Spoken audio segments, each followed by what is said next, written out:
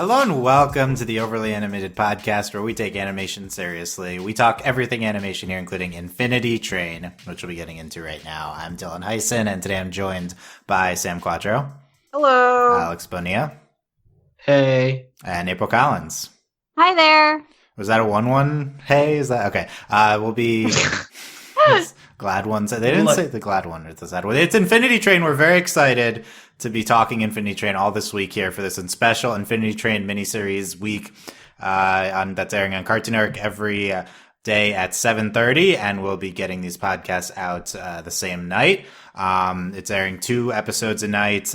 Tonight was the grid car and the beach car. The grid car is previously online already after it aired early at Comic-Con, and also the beach car, which was unseen up to this point, is airing. So we're mostly going to be talking about the beach car, in addition to getting any new thoughts we have on this first episode.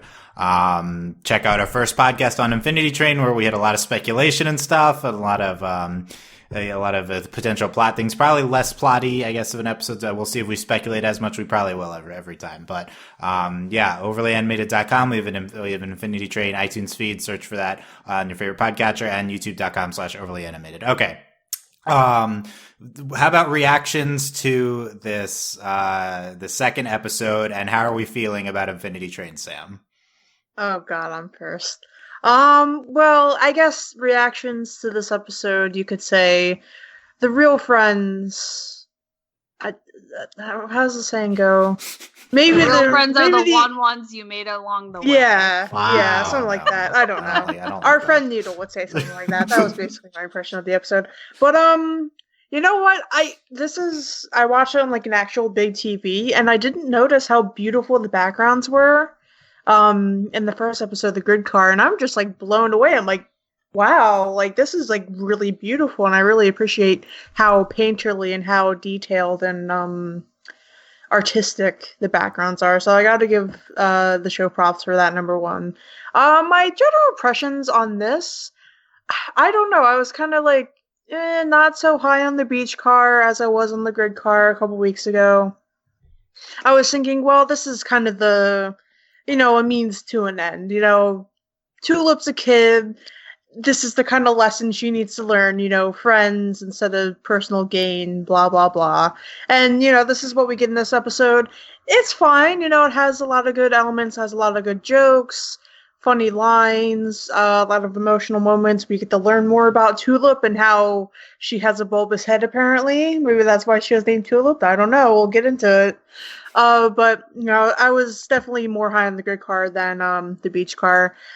Going forward, I don't know. Like, I am interested to learn more about these numbers, since we kind of striked off the numbers as death thing in this episode. So I'm interested to know what the number is on her hand.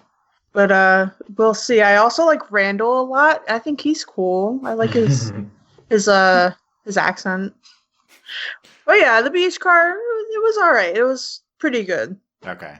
This is pretty good from Sam. Alex, what are your reactions to night 1 of Infinity Train here? It's a little similar in that the grid car is kind of the hype built in from years of expectation, and it packed a lot in. It was like a really great intro, and the beach car kind of feels like a bit more settling down. We're a little bit more focused, but there's not as much stuff going on, so like so it's still a good episode, but it's just that it kind of feels like okay, well, like now we're like getting back, and we're gonna begin getting into like a rhythm here with the show. There's definitely stuff dropped throughout the episode that is pretty interesting, especially the numbers. So when they're up front and when they're in the background, there's stuff to talk about. I think that part of the problem is that it feels a little bit fast in terms of A, caring about One-One enough for this friendship thing to work, and B, for the cats to immediately be introduced as sketchy. Like, it feels all very fast, but I think that's just the nature of like a short, limited series like this anyway. So it's kind of like just have to deal. But like, I still think it's very pretty. I'm surprised we got as much footage outside of the train as we did in the second episode too. So like, I'm interested to see how they continue to incorporate the outside, because I really enjoy the environment that they've already constructed in this universe.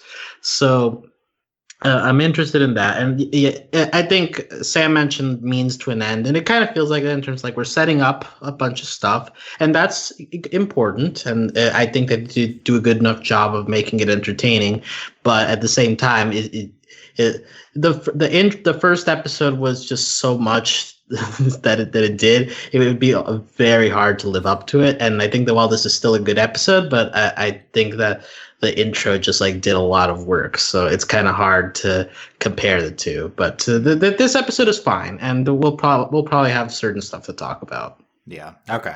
Yeah. Understood. April, what are your thoughts on the second episode? And also, you weren't on this first podcast, so what are your overall thoughts on the Infinity Train and the first episode? So, Alex mentioned that like the first episode has a lot and it does a lot, and I like that. Those were my initial thoughts whenever I first watched it, however long ago. And then so I agree with Alex in terms of like there's a lot going on in the first one, and then in the second one we kind of simmered down. This show is definitely fast paced, but again, like it's a mini series, so you kind of have to be. You don't really get a choice. So I guess like that's kind of the like mindset that I'm trying to get into whenever I'm watching this show. I agree like that the visuals are just like stunning in this show. And it's all very, very pretty. And that has continued from the first episode into the second episode. I guess those are like my general thoughts for like overall. The second episode is interesting. It's fun though.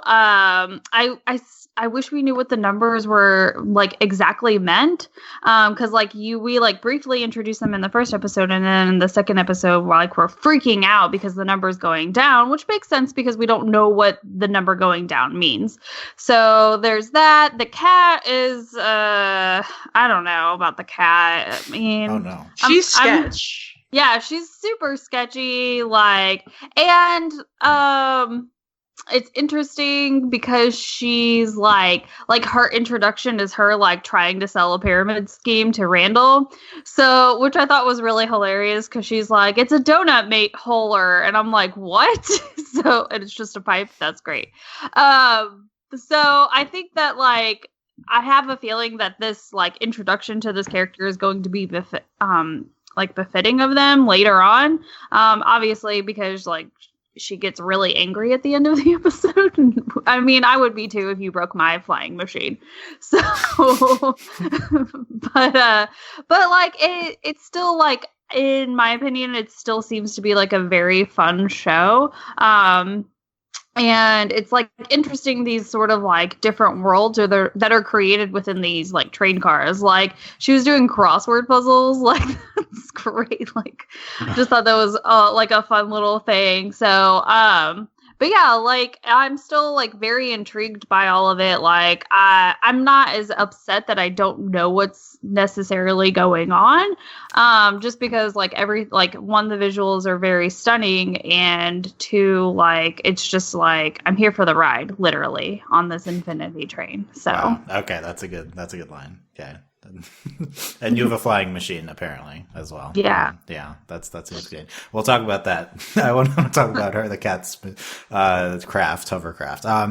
Yeah, I think that the big reaction to seeing the second episode after we got the first one initially is like, this is a lot less plot intensive, a lot less action packed, although there was like a big chase scene in this episode. I think the first episode's very like dark and mythology driven, and and seems very plotty. And the second episode is seems like more of a contained unit, which I guess makes sense for this concept, is like you do one-offs in the various cars. But so it's I could see people being a little bit let down by this episode. At the same time, it was really fun. It was definitely gorgeous, like the first episode. I agree. Like watching the first episode again, it's just the backgrounds and overall the visuals are amazing. And I do think that is also the case in the second episode. I get serious Over the Garden Wall vibes from the second episode. Yes. Yeah. Which is, I mean, it's a good thing that series is amazing. I think like my reaction to Over the Garden Wall is like, we're just gonna, stop and do individual things that are really aesthetic and really like cool in their own right. But that's not a show that's as much like a plot through line. And I'm like, oh, that's what we're doing here too. Based on the beach car. It's like, okay, well, we're just going to stop and do things along the way. And then it has a beginning and an end, but it's not going to be like this super, super serialized thing, even though it's a mini series. And that was a little bit frustrating for me in Over the Garden Wall. Like, I love it, but I'm almost like, oh, I wish there was more plot throughout it. So I think I might have the same reaction as we go through Infinity Train based on the second episode, but at the same time, it's only one episode. Yeah, I mean, I just think like really, unique, quirky, aesthetic-y type of, characters and locations along the way in this miniseries is, that's what it seems like Infinity Train is going to share with Over the Garden Wall. But like, it's not just like this like one-off episode that like looks cool. I also think, there's a lot of interesting themes and, just general things the episode's covering. I think the writing is really snappy in this episode, which really stood out to me. Like it is very quick, and there's just a lot of, I think, clever dialogue. And it's like, even if we're just doing kind of like we're chasing a cat on with a water blob guy, I don't know, and the cat is a pyramid scheme. It's like, oh, this is like nonsense, but it really is a very smart dialogue, and it seems like a very smart show, even with the zany stuff we're doing. So I think it's an interesting aesthetic that you get from the second episode. At the same time, you do cover a lot of the number stuff here, which is one of the seemingly the show's biggest mystery narrative type things we're going to be dealing with here. The conductor, that's also something that we had. Those are probably the two biggest things to theorize on. So I still think there's some interesting plot stuff here. And I'm interested moving forward you're influenced by the promos Cartoon Network showed along the way, where you see like a lot, I guess I won't say if you don't want to be spoiled, but like a lot of like other crazy concepts on the train. It's like, oh, we're just going to cover a lot of crazy car stuff, but it's like, oh wow, yeah, it's a crazy train. Yeah, they're playing that song all the time too. Oh yeah. Great. But yeah, so I don't know. It's different than we thought it would be, I think, after the first episode. I'd like to see more dark stuff. I'd like to see ramping up the mythology, and I'm sure we'll get that. But at the same time, I do think the beach car was also fun in for what it was doing. I think the most, maybe, I don't know if it's like the biggest topic from the beach car, but I think it's the thing that's the most conducive to discussion, which is the numbers on Tulip's hand. I think this is one of the biggest talking points from the pilot for years, and this episode specifically focuses in on them. One-One says that they're counting down until you die, and then the cat comes in and is basically like, One-One might not be a reliable narrator here. And Tulip's like, oh, I guess so. So that's where we end. So easily trusting of others. Tulip? Yes. To the cat or One-One? Because maybe the cat's wrong. To Maybe both. One-One's right. To both. Like, she easily, like, hops onto the idea that, like, oh, the numbers are counting down until, like, I guess she perishes or dies or gets sucked up into the light thingy. But then she also, like, very easily, like, abandons that idea and is like, oh, you know what? The cat is also right.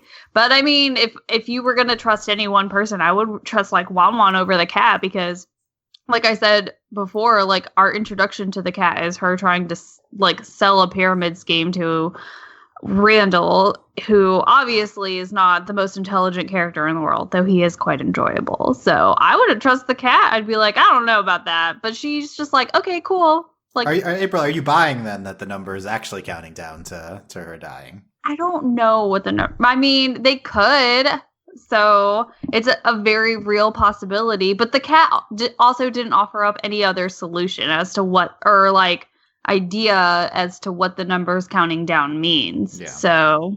Okay, yeah. Alex, how do you think the number thing was handled this episode? And do you have any new ideas on what it could mean?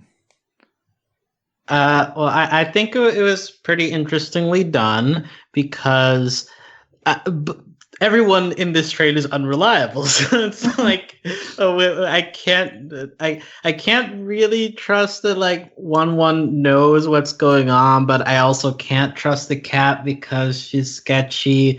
But also, like, is it possible that One-One got to the answer by accident, or like is the cat actually being like snooty but right? Like, so I think that they're throwing up different possibilities and being like, well, look, it's two episodes in. You're not supposed to really understand yet. You're like Tulip, kind of confused about what's going on.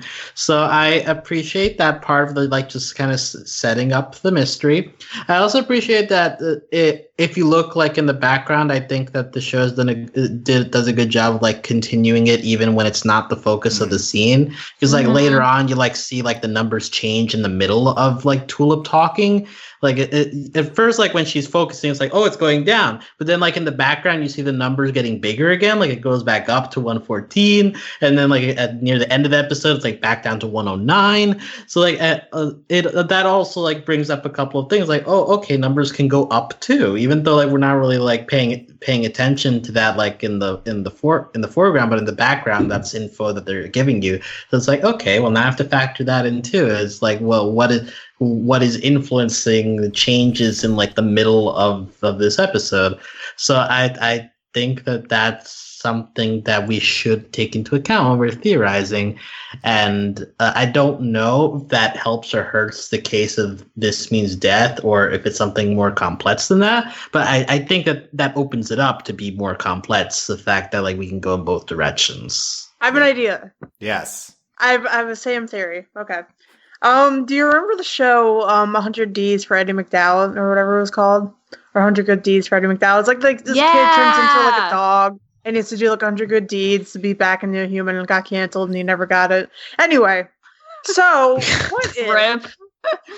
what if the numbers on Tulip's hand are sort of like a point system, like a karma or good deeds or something, and it goes down with more good, like heartfelt, good person things that she does, right? And it's sort of like a Wizard of Oz situation where, she's trying to be good and like the conductor is like the man behind the curtain. She's like, I did all this good stuff and I'm here and my number is 0 and you're not letting me off the train, yada, yada, yada. But maybe it has to do with, growing as a person and, maybe, I don't know, mentally aging. You know what I mean? And becoming more mature. I think that makes sense to have that idea after this kind of very moralistic episode that ends in Tulip doing the right thing, I guess. And I don't know if loyalty to One-One is inherently the right thing, but she does. It is, because One-One's a baby. He is my baby, and I love him. Yeah, you love One-One in this episode, so. Oh, he's so adorable. Okay, yeah. He gave her flowers. I know. Dude, I love him. Okay, well, yeah, we'll get back to One-One, but yeah, I think that makes sense. What I thought you were gonna say once you started bringing up that show or whatever was, what if like we see all these animal characters? What if like the point system determines if Tulip could like morph into an animal at some point? I mean, she could, depending on where the number goes. I gotta look up the episode titles on Wikipedia again. The people who turned into those desert cockroaches must have done really terribly. Right? Yeah. Maybe right? that's what happens when you go into the light thing. Well, it's like we saw a human go into the light or a humanoid thing in the first episode, but then in the second episode, it's like, what are all these creatures like? They just live on the train. They don't have numbers themselves, though, do they? Sentient water, like sentient water, like yeah, like what if they're all just people that walked onto the train to start with, and then are turned into all these random crazy things? You know what? Like I have a bone to pick on episode 1 real quick. Why does she just walk onto a random glowing train in the middle of the night? Look, I she's very- know, like, it's like going where she wants to go, but like, like 12 or 13. She needs to have more sense than that. Okay, sure, but she's also emotionally distressed. Yeah, she's Okay, distressed. like Don't don't. walk onto a random green glowing train. Okay, Green because glow you're a is little not more good. emotionally stable. Don't blame the people. I mean, they make bad decisions, but it's displayed. I would walk onto the train. It seems Oh my cool. god! Of course you would. You know what? I would go on the train too. Oh my goodness. Okay, whatever. Let's keep going. Okay, so Sam wouldn't go on the train. Me and Dylan are going on the train. Alex, would are you you go on the coming train? with us? I mean, I wouldn't be walking out in the snow as a thing. Like, I'd be sad in my room, and Yeah, I'd be that's- too lazy to that's get true. out. That's a good I point. probably would. That's fair. I think we'd all stay inside, considering we're inside podcasting now. But It's also not wintertime. It's like summer.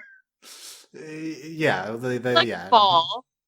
Also, that's a random time to have a camp. I was Yeah. wondering why Cartoon Network is airing this right now, but apparently in an interview today, Owen said that like they literally just finished the show, so like maybe like Cartoon Network just wanted to air it immediately to avoid leaks. I think that's kind of what they did. Like as That's soon as smart it's it's done, for like- them. When you finish them, yeah. something right away, like you make like a good like I don't know video or like a song or something. They're you just really post excited about without it. caring. Yeah, Yeah. that's what I do. yeah, okay, they just wanted to get it out there. Yeah, Also, like the Yeah. first episode is winter, but the rest of this takes place in like an abandoned, apocalyptic Yeah, it takes wasteland. place So in like hell, essentially. that's like a real summertime thing, you know? you think like, apocalyptic wasteland is a summer vibe? Okay, yeah, like that Mad Max, you know? Oh, like, that's yeah, a- like a it is desert. hot. Okay, there, yeah, I can. Sure. Okay, back to the numbers. Buying that. I'm on it. You're on. Okay, that was quick. You're like Tulip, quickly, easily convinced. You are kind of like Tulip, April. I feel like. I feel like Sometimes. Do you like to eat raw onions as well? I'm also no, I hate onions, so maybe I'm not like okay, I need to remember what I was going to say about the numbers.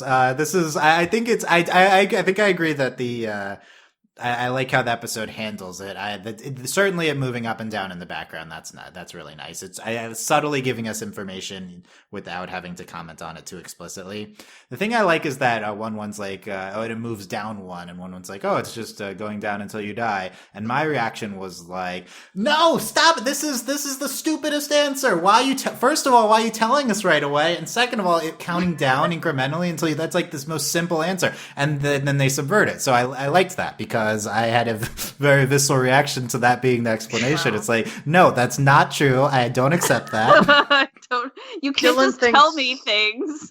He thinks that 1-1 is broke, essentially. Yeah, not woke, bro. Yeah. No.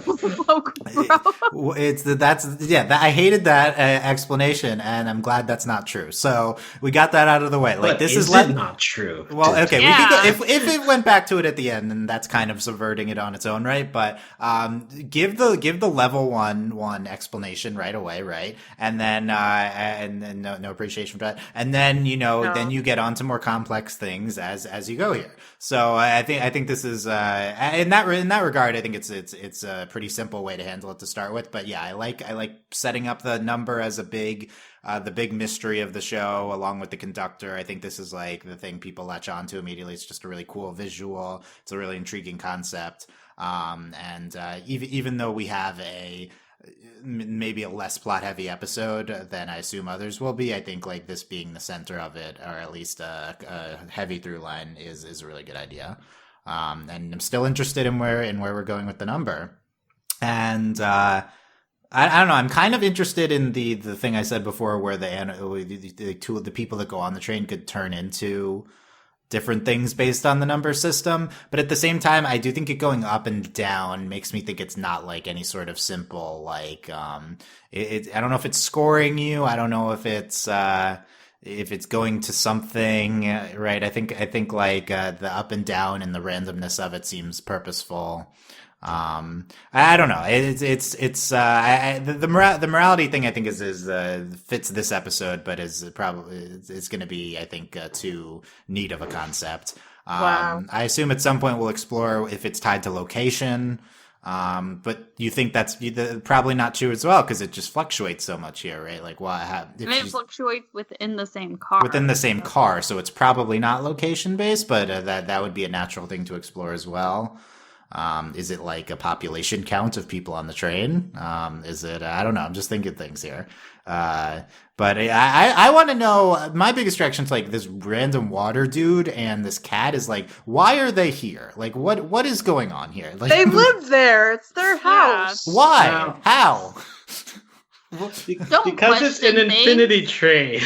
But Dylan, why was there like a whole car full of like gnomes? I don't know. I want to know all of that. Like, what? How Why did was all there a this get? pinball Oh, they have card? little mustaches. Why is there a crossword puzzle car? I mean, come Yeah. on. These are like basic foundational questions that we cannot answer because this is a train. Well, I think that the foundation, at its core, I guess this is the biggest question. Is like, what is this crazy train, right? Like, this is It's how is stupid. each car a different thing here? I think like we've already this show has gone big already. Like a crossword puzzle car with like a flying robot, a sentient cat and water blob, and it's. I feel like this can't be literal. Maybe. Okay, maybe. So you remember the show Chalk Zone?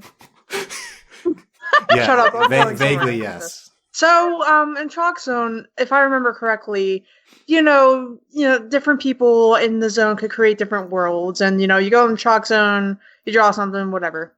Maybe it's sort of like that. Like if you enter the train, you remember how I was about to call her Reggie from 12 Forever. You remember how Tulip goes into the train, and it's the snow one at first, but then the next car she goes into, it's like the video game sort of thing with the pixel art, and that's like her main interest, right? What if the cars align to people who hopped on the train's interests? Ooh, Oh. so Like she- the crossword, the pinball, the gnomes, the cat in the water stuff. Like maybe a cat jumped onto the train. I don't know. So when she got on the train, that the block car like was the Yeah. good car was made. Yeah. Yeah. That's interesting. I Ooh. like that. Yeah. Like custom made for her. Ooh, and we could get even darker with it too. Like if you kind of think back to like Over the Garden Wall and how like they were in like Spoilers. like oh yeah. Okay, Spoilers for keep Over going. the Garden Wall. That show's been out forever. Go on Hulu. This is gonna inspire people to watch it for the first Yeah, time. if they I've haven't. never Oh. seen it, but I might watch it. Okay, so I Okay. feel like this may have like that same twist as Over the Garden Wall. There, unspoiled. That's the version. vague type. Yeah. Like this train cannot exist in reality. This must be in something or in like some non our world, some realm. Maybe like I think we speculated on the first podcast. This is like a simulation or a game. This is the game Tulip makes when she gets to game camp. Right? Like it's got to be something stupid like that. Like this can't be. But it has to be like not just that. It has to also connect to like something that feels substantial.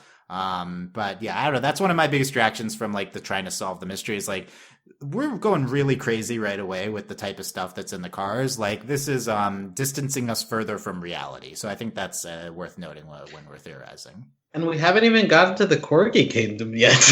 Yes. Like, that's kind of surprising to me. Anyways, and, like, that was, like, a big part of the pilot. I feel like it was kind of advertised a lot in like, the commercials they made for this show. And, like, it's been 2 episodes and we haven't touched it yet. So, like, I'm curious to see, like, how we're tying them in. Especially now that we've introduced some kind of cat villain before we get to the corgis who are like, at least like the king corgi in the pilot version was kind of like a good guy. So again, bad precedent to make the cat your evil character and the dog your good character, because that's very stereotypical and not right. But I'm just saying, like, if we want to go down the road of the animals and creatures of this train having their own significance, I'm interested to see what that adds to that, because I can definitely see that this episode Beach Car sort of beginning to do that, especially when you think about like why is the cat being antagonistic here and the blob people are like kind of neutral, like what's the reason for like different kinds existing in here. Yeah, a lot of animals, and I think definitely the corgis and Atticus are something missing from the first 2 episodes. I believe they'll come tomorrow. But it's is that going to be one car, or is Atticus going to follow Tulip everywhere the rest of the show? I don't know. And if you haven't seen the pilot, then you don't even know these people yet if you're just starting to watch this. So, I don't know. A lot of animals, a lot of creatures. It's interesting. Well, I guess we can talk. Well, okay, we'll get to the cat. We'll further put off Randall and the cat, but 1-1 in this episode, I think that's the next biggest highlight is, or I guess if you want to talk the mythology, the conductor as well, that's related to 1-1 is, where that's kind of the drive for the plot is Tulip wanting to get to the conductor, selling 1-1 because of that. 1-1 in the first episode is saying that he thinks there is a conductor. I feel like considering this episode kind of questions the reliability of both the cat and 1-1, it's not even, I feel like it's not even given that there's a conductor. Like, I guess we know that there is, but do either of them know what they're talking about? Right? Like, isn't that a thing? Like, the cat is, didn't you get the impression when you're watching the episode the cat is like grifting her when cat doesn't really know the conductor, but 1-1 also just made up this thing with the numbers counting down. So does 1-1 know the conductor either? So like, what's going on here with this? Is there even a conductor? Yeah, I think that's really a question worth asking after these. Does anybody really know the conductor of any train that they go on? I mean, usually not. No, but like I've never met one person. There's like, evidence. I feel like there's an evidence of a conductor. Like usually they get on an intercom of some type, or like there's something that would, I guess, more than confirm, yes, that a conductor exists. But like we haven't had any evidence of that. So I mean, like it's, I guess, right to assume that if there's a train, then there would be a conductor. But like, how could you trust that? Like even like the cat, like how would you trust that the cat has met or seen the conductor? Because this is an infinity train. So like, I don't know. Okay. Yeah. It's until you hear a message from over the speakers. Yeah. Our next stop is here, where, whatever, like, oh, we'll be braking for 10 minutes, make sure you're back on the car. Like in that sense, like even more to the interpretation of conductor as God, like could you imagine just like at the end, like Tulip finally does something like amazing and like a voice over like the sky comes and the car comes in, it's like, hey, I'm the conductor. That would be great. And then we like throw in the whole like infinity train is purgatory after all. Like, she died in the snow. That's so sad. Yeah. Yeah, the answer can't be that it's purgatory or like heaven or hell. Like this is not acceptable conclusion to the show. But it's got to be Morgan Freeman. Right? I mean, that is like pretty broke internet theory kind of stuff. You know, like the Rugrats theory and like the Ed, Edd n Eddy theory stuff that you will come across. Some of those are very depressing. I know, but it's still in the vein, like, she really died because this snow. And like the focus on this episode on morality also feeds into that, right? Because like we're getting this whole thing of Tulip needing to learn to not sell out her friends for her personal gain, even though I don't buy that this is a friendship, but okay, whatever. But like that, and also like the cat like has a couple of lines as well. It's like, oh, we have to give up things you value to get things you desire, stuff like that too. So it's like providing the temptation for Tulip and seeing what she does with it. So like the morality of this episode being ramped up also contributes to my feelings that it's something along those lines of like for some reason this train is like emotionally testing Tulip or like seeing how she reacts to these different car challenges. So I think that there's just a lot of stuff going on here that feeds into a similar vibe that I'm getting. Yeah, I think that's definitely fair. After this episode, it makes you think along those lines. Personally testing Tulip, that's I feel like a similar but also potentially separate that line of theorizing that like this is just for Tulip as opposed to something she stumbled onto. Like that's a whole nother thing. It's like that could be true in a different sense as well. when you also talked about like currency, moral currency, that also made me think like that could also apply to a video game if this is like a simulation or something. Like there's like an internal scorekeeping that I feel like that fits in with that aesthetic as well of like some sort of either moral currency or just like collecting something in a video game. It's like the karma system from Fallout. I think that's really in play. I mean, we do to the whole anything from episode 1. You know, if you're trying to solve the mystery, they're going to be cyclical, and you know, we talk a lot about game design camp in episode 1. I think that's going to be one of the more likely things where we're going, something related to game making or a video game. Or, this is the game. This is the game. I mean, yeah, I don't know how that would play out, but it's like a game jam. Like all the cars are different games that the kids in the camp are making. Yeah. Ooh. Yeah, I don't like that, but yeah, that's I'm just throwing ideas. No, it's. I think it's definitely fair. Yeah, okay. Can you imagine though being the creator of a game where your goal is to try and get people to buy into your pyramid schemes? That would be. I'd play that. I think I've played some games that are kind of like some like adventure capitalist, probably the closest anyway. Yeah. I guess related to this before we get is since the first podcast, it's been announced in quotes that this is a mini series. Owen Dennis on Twitter said this is Infinity Train is 10 episodes. Which then after that, everyone's like, okay, Infinity Train is a mini series after all. Yesterday, he also said in an interview that this is the first 10 episodes of Infinity Train. Oh my god! A little bit unclear on. Is season 2 Finite Train? Like it becomes finite? Like, yeah, how can there only be 10 episodes if it's infinity, right? Like that doesn't make any sense. This show needs to go on for forever. I think that's the only way it will. Yeah, if it's like if it's 10 episodes of Infinity Train, are they just going to change the title? No, look, it's going to be a different person on the train. It'll be a Tulip's friend. Right. So basically the two lines of thinking are either this is it, and these are the 10 episodes of miniseries, or this is still a miniseries, but then next year we'll get Infinity Train : something, and then it's a different person. It's an anthology series where it's something else with the train. Someone else is on the train. So that I guess that's in play, although all of this is speculation. Cartoon Eric is being completely silent about any parts of the show. I think they're very afraid of leaking anything. So we'll see if we get any sort of announcement at the end. But it does seem like the 10 episodes will wrap up this plot line. I don't know if it'll wrap up the concept. I'm a little afraid of it being open-ended, moving to something else. But I feel like we're going to probably get pretty definitive stuff here. And in the first podcast, I was talking about how I didn't know if this concept could sustain like a whole show. That was my only worry, even though the episode was incredible. I feel like that's like, if this is any sort of miniseries, that's completely, okay now. So I'm, fully on board. I think it's probably a good decision to do some sort of miniseries type thing with this. I also do think this concept kind of lends itself to an anthology type thing. I think that could be really interesting if we did that, and I'd love to see more of the show. Past one year of it. So we'll see.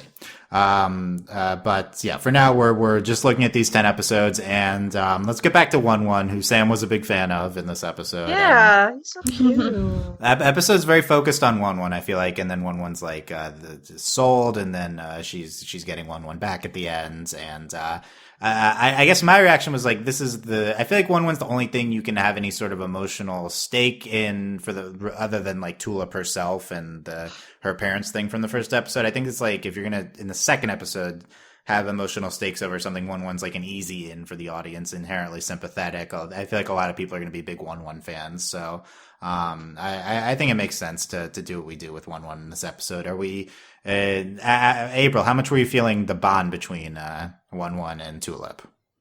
Well, considering, I think this is the other thing to consider too, because I can see where you're like, okay, well, it's only been the second episode, like, how much of a relationship could they have really established? But at the same time, like, we also drop into the middle of the story at the beginning of this episode, so who knows how many other adventures or how many other train cars that they've completed up until that point, because there's no real being like, oh, well, like, the last car was this, and now we're in the crossword car. Like, there was none of any of that type of like dialogue to suggest that like, oh, this is the immediate next car, or if this is like the 10th car that they had done in between the first episode and the second. So, and it seems like, I mean, like, they have, I guess, like, some type of friendship, and it's kind of cute, because she's just like, hey, One-One, like, you can't just draw all over the car, and he's like, okay, like, you know, kind of thing, like, not, and she says it with, like, a patience that would imply that, like, you know, like, they've spent some type of time together, that extends outside, you know, the first episode. So plus this is like her only like other companion on the train car. So that like, it's, I guess, like I buy like her being like upset, because like this has been her only companion up until this point, and then for her to just kind of like toss him aside is a little upsetting. And then like she just gets abandoned. Like, yeah, you're gonna miss your only friend that you've had. You know, so, and you just got rid of him after they gave you a flower. I want someone to give me a flower. Like, and I thought that was sweet, because he's like, oh, look, Tulip, it's you. And she's like, well, it's a daisy, but like, she still accepts it anyway. Like, that's very like sweet and enduring. So yeah. So you're I'm a One-One fan. Yeah. You're a One-One. I don't know. We need a name for One-One fans. Plus, I love the like, the positivity and the negativity. Like, they just get me all the time. One-One Sons. One-One Sons. Yes. Okay. It rhymes. I'm into it. You're into it. Alex, how are you feeling about One-One? I don't know. I'm still not getting an emotional connection with him. When April mentioned like how that interaction in the crossword car goes down, like I got the impression that like Tulip was kind of annoyed with One-One, and if that's the case, like if like they've gone through several cars and like that's still the dynamic, I don't feel optimistic about that. Throughout the episode, I got the sensation that Tulip was kind of, you know, dismissive of One-One, and then like gets angry at him when he like gives this bad interpretation. So I don't see that the show has really done much to make me believe that there would be a friendship there. It's more like guilt that like, okay, it's subjectively a wrong thing to give up my companion for this, but like I don't see. Well, I get like the logical reasoning for it, but like I don't get that was based out of any emotional attachment, because there just hasn't been enough of them like having fun together, really. So it's hard for me, because I like the idea of One-One. I like the idea of like a chipper person attached to like a really dour, nihilistic person, and like them having to like switch back and forth. I like the idea of that, but for some reason so far the show hasn't pulled me in with it, and I can't put my finger on why. But I think the part of it is just that like I get the sensation that Tulip is eternally annoyed with One-One, and that maybe that kind of feeds into my vision of him. Okay. Yeah, I think that's fair, and I think we haven't had a lot of time yet with them. I think it's like annoyed at a puppy. You think you can be annoyed and still love them, and it's like stop chewing on this thing. Yeah. My sandals. Yeah, and I guess that's what like the One-One giving the flower is like. Oh, okay, you can do cute things after all, but like it felt like a bit too little, too late. Oh my god. We need to break Alex's heart of ice in regards to One-One. Yeah, I mean, we got 8 more episodes, but we'll get there. Okay, we'll track if Alex comes around on One-One. But Dylan, do you like One-One? I love One-One. I think One-One's really fun this episode. I think April mentioned the flower moment. I like One-One's explanation to like that he just made the thing up with the numbers. It would be surprising if you never died. I guess it would that's be. True. Yeah. And to One-One's reaction to getting betrayed, sold off. My mechanical heart breaks again. I hope the warranty's still good. Sad One-One. So I think One-One's always fun. I agree. There's not like a lot of depth there yet, episode 2. So we'll see what we do with One-One. I was also struck rewatching the first episode. One-One saves Tulip's life when she's getting Dementor sucked up by the cockroach dog. So yeah, that was a big moment. I feel he's useful. Can split apart into 2. That was the big reveal. Yeah. Did you see like the little emoji faces he was making? Oh yeah. Like he had like the one eye and like the smile, and it's so cute. Sorry, I just think he's really cute. Yeah, like 1-1 plus Schwen, right? I just saw on Twitter they made one, Infinity Crew. They just I guess knitted one together. Yeah, a lot of times the crew has it, but they're not selling it. But Cartoon Network, hint hint nudge nudge, I would buy that. I would also buy it. Yeah, do it. Okay. Let's talk the Randall and the cat and the stuff in the beach car. We talked not specifically about it, but we've hit on it a few times. I feel like Randall is like at first you're like, oh, it's just the side thing and the cat's and then Randall is just then he starts splitting into the 5 things and he's like, I don't know. Randall stuck up on me how much, and we get to see the whole Randall people town. It's like, wow, this is a lot of stuff. Are they all Randall? Oh my god! I don't think they're all Randall, but they're all Randall's species. What happens, because he goes into it and then they're there, but what happens whenever the water's there? Unclear. Good question. Do they just go into the water, or yeah, do they have a different what is it, pH or I don't pH, not pH. I can't think of it. Something to differentiate them from the rest of the water. Yeah. Like they're heavy water and they have more hydrogen. It's like oil in water. It doesn't absorb into it. Yeah. Yes. Yeah. Okay. That's what I was trying to get at, but I couldn't. I was like, I know what I'm trying to say. What is that? I like the idea of a society that can switch between being in physical form and then just becoming all together at once the same piece of matter. Wow, that's very poetic.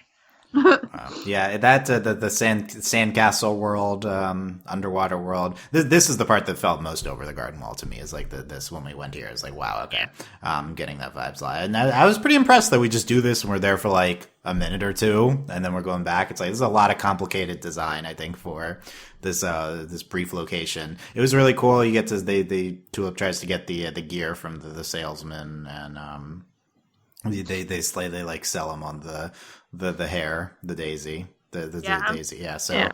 I thought that was a fun sequence. They trade for valuable, personally valuable objects as opposed to money. Which was it just that guy, or is it all of them? Maybe all of them. Either the cat was also doing that with the one. Yeah, the cat's money doesn't matter. Yeah. Yeah, money doesn't matter. I want something personally valuable to you. I didn't get that impression from the cat, but that's an interesting thought. Yeah, I thought the cat's just One-One's a unique thing. Yeah. For that, yeah. But yeah, that would be interesting if the whole train trades on emotional bonds and. Wow, yeah. It's just like that Adventure Time episode. I think the show's also very Adventure Timey at times so far. This episode. I'm sorry that I keep comparing the show to other shows. It's taking a lot of influences from things. I had a professor once who was like, if you ever do an elevator pitch, you want to compare it to as many things as you you want to compare it to at least 2 things. Okay. It's Adventure Time crossed with Over the Garden Wall. Yeah, I think that's fair. Yeah. Anyway, it's Snowpiercer crossed with Over the Garden Wall. Over the Garden Wall, I guess. It's Thomas the Tank Engine crossed it's not Thomas the Tank Engine. It is Thomas the Tank Engine. These water blob people are kind of like the blob people in those Alice Norris webcomics. Yeah. Okay. That's why. The webcomic named Oh No. Yeah. Okay, that's good. Randall is just a living, walking Oh No. Do we like Randall? Yeah, I think he's buying into the pyramid accent. Scheme. Yeah. Pyramid Team! Yeah, Pyramid Team. Well, I can't agree with his, capitalistic intentions here. I think him himself is charming. I'm not one for businesses and getting a larger piece of the pie for yourself. But then again, he's just like making the team out of himself. So I don't know. I like that he's really committed to like his business adventure. Like it just continues throughout the entire episode. Yeah, that's his thing. The whole episode. Mm-hmm. Yeah, I think it's pretty fun. Oh, and then she's like riding Randall when they're doing the chase. Yeah. Mm-hmm. Get in my body. It's interesting. Is that what he says? Yeah. Maybe. He's like, it's not as weird as you think it is. What? Yeah. Yes, it is. We also have the cat who's like the very schemy, then it's tricking Randall into the pyramid scheme, and then presumably tricking Tulip and knowing the conductor. Like Tulip instantly believes, even though it's part of the cat's like pitch to Randall that she knows the conductor. Maybe she does, but it's I guess Tulip's very vulnerable at that point and latching onto anything, so she believes that. But then the cat gets on her. What I thought of badminton when I saw this craft of, I don't know if it's like it looks like a birdie to me, the like a shuttlecock. A shuttlecock, yeah. It doesn't. It looks like a shuttle. Haha, shuttle. I get it. Shuttle. Okay. That's it. It's a shuttlecock now. See, there you go. Like I need to see it again because it just looked like a ball to me. It looked like a cat toy. It had a thing that like came off and then it would connect to it. Yeah, like it's so it would weird. like draw it in or something like that. Yeah, it's like a magnet to the other part of it. Yeah. That's not how shuttlecocks work, but sure. No, but just the tiny part, the part that drew the other part in was anyway. That's I thought it was very cool. I don't know. I thought the cat was fun. I don't know if I get the impression that the cat's going to be like a recurring villain or anything. I'm not sure. Me neither. She might come back. But... Yeah, the cat does say something at the end like you'll regret this or something along those lines. So. Yeah, maybe when they like whatever. go with the dog, she'll come back and she'll be like, "Oh my god, there's dogs. I'm a cat. I don't like dogs." Yeah, you could see the cat coming in when we bring the dogs, and I agree with that. Cat was fun. I thought there'd be a lot of cats. I saw in the description there's a cat, and I was like, "Oh, a cat world," but no, it's just one cat. I wonder what Michelle thought. I know. When I saw the description, I was like, "Oh no, I didn't put Michelle on the cat episode. That was a bad idea." But it's just one cat, so it's okay. Maybe it's just one cat. Well, maybe the cat will be back. But... And I feel like it's a very unsympathetic portrayal of cats. I'll give. Let me do a Michelle impression. Ooh. Oh my god, there was a cat and it was so goofy and yeah. That's probably what Michelle will be like. Wow. There you go. That's the official Michelle reaction to the cat. Right. I feel like she doesn't listen to this. I don't think you have to worry there. Don't tell her that. Okay.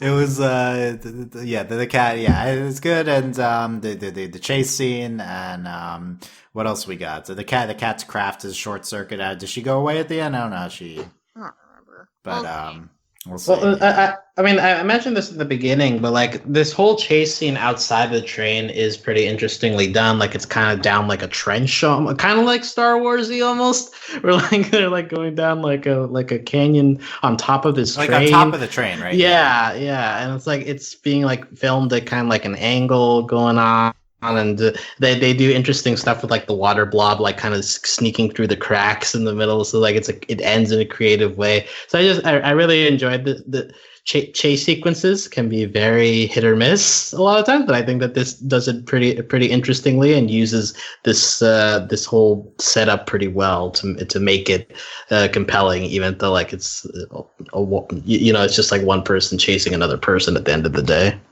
That is one thing that this episode continued from the first episode, was the use of the outside of the train, which is like so unexpected to us. I feel like after the first episode, and the second episode's like, again, we're outside of the train. Like this, it's still kind of crazy to like why it's like this is it still feels unexpected and big to be out of the train. And I do like the show's willingness to go outside of the cars, and the scope will be interesting. When you continue to be outside of the train, like what are the boundaries if Tulip were to walk? I guess she got traced by things if she walks too far away. But yeah. Like it's not safe to be outside of a train. Yeah. In You shouldn't general? you shouldn't walk between cars while the train is in motion.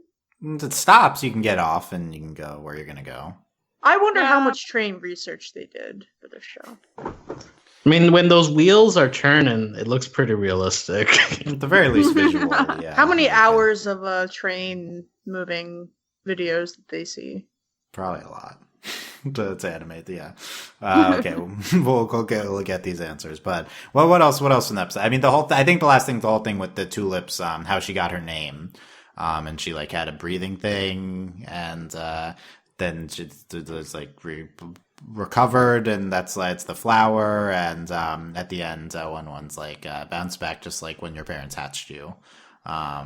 So I thought that was a good, I guess the character tulip character moments with the origins of her name and talking about that with One-One and that connecting them to that being an emotional connection that the two of them have too now. Yeah. Thought it was good. I have a also, question. she like. Oh, go ahead. No, you go ahead. My question is kind of off topic. You go ahead, April. Oh, I was just gonna say that I also like that she like shared that information with him and was like willing to do so, kind of thing. So, because sometimes like if you have like a weird thing in your past, especially when you're a kid, you're kind of like hesitant to share it with other people. So I'm also sure that like people ask her why she was named Tulip all the time, because Tulip's not exactly a common name. That's true. It's kind of an old lady name. Yeah. So my question is, what is your guys' favorite flower? If you're the child who is about that the to hot die. takes on cold food? No, we're going. No, I'm we still can gonna do the hot takes on cold food, but like, what's your okay. guys' Let's favorite save it for the hot takes on cold food. flower? Okay. Oh my god. Aw. Is there more meaningful Sam, what's your things to favorite talk flower? about here? My favorite flower is daffodils. Okay. Ooh. I would name my dying child Daffodil, Your dying child. who then comes back. Okay. Yeah. But like, doesn't that Tulip like in this open them episode. up to be nicknamed Daffy? So Daffy Duck. Okay. The last thing, Alex, is all the different cars in the beginning, which we briefly hit on. But the yeah. the crossword car it's like a flying robot, like to fill out the crossword. I thought that was a nuts and thing you to open stamped the on. letter. Yeah. That was I really like that one, and One-One was graffitiing them. There's like the magic gnome car or whatever. I don't even know. I like It's that like whenever Frozen. they were casting magic, they're like spells, spells, spells, spells. April, is that how people should cast spells? Yes, spells, spells, spells. That's good. And then the pinball car, and One-One was at home in the pinball car. Mm-hmm. I really like that one. That one looked pretty colorful, and I wonder if there's probably a game like that, right? Where like the pinball machine, but like you're the ball, and like you can. You're the ball. Wow. I feel like First that person would be pinball, like I'm a sure there health is. risk. Human pinball. You have to sign a waiver. Yeah, definitely. that sounds scary. If you get a concussion, that's on you, man. Have you ever seen like human bowling where they put people in like big Yes. chairs and they just like roll them? Maybe it's like that. Yeah. I can see that. Okay, that's good. That's good. Were there any other cars? I thought those were the ones I wrote down.